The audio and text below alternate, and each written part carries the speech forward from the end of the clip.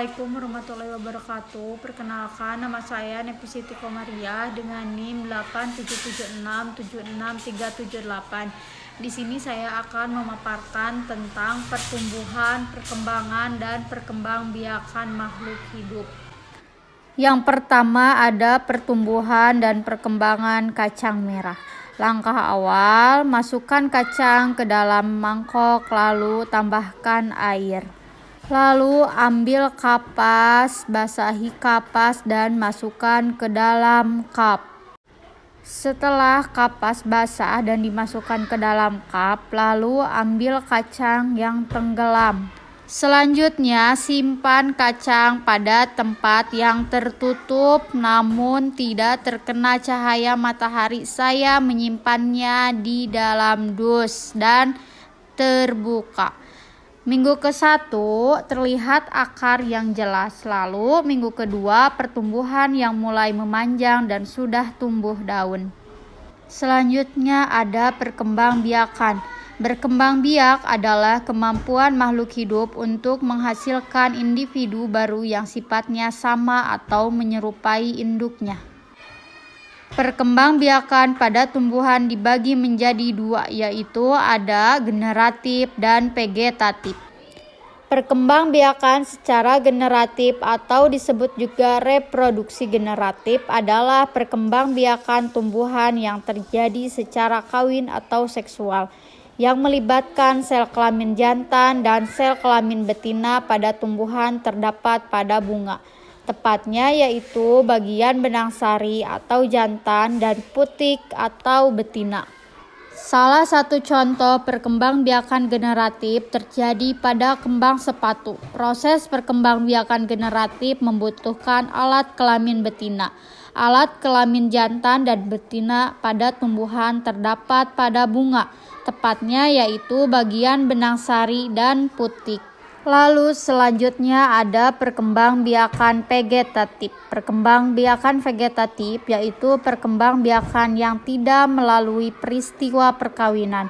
Ada dua macam vegetatif tumbuhan, ada alami dan buatan. Ada contoh perkembangbiakan vegetatif alami pada tumbuhan. Yang pertama tunas, kedua spora, tiga akar tinggal atau rizoma, keempat geragi atau stalon, yang terakhir kelima ada umbi. Umbi di sini terdapat beberapa umbi. Yang pertama umbi batang, kedua umbi lapis, dan ketiga umbi akar. Contoh selanjutnya ada tunas, yaitu adanya pertumbuhan calon anak berupa tunas yang menempel pada tubuh induknya hingga dia cukup dewasa untuk dapat melepas diri. Selanjutnya contoh vegetatif buatan, yaitu ada secara cangkok, menganten, stek, okulasi, dan merunduk. Selanjutnya ada perkembangbiakan pada hewan, yaitu dengan cara generatif dan vegetatif.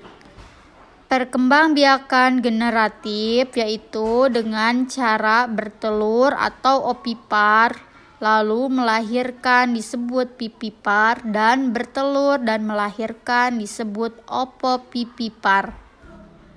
Di sini ada contoh perkembangbiakan generatif dengan cara beranak. Contohnya ada kucing dan sapi.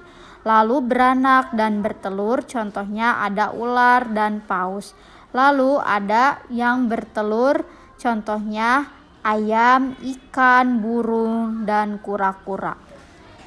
Lalu ada perkembangbiakan vegetatif. Cara perkembangbiakan vegetatif yang pertama membelah diri, kedua pertunasan, ketiga fragmentasi.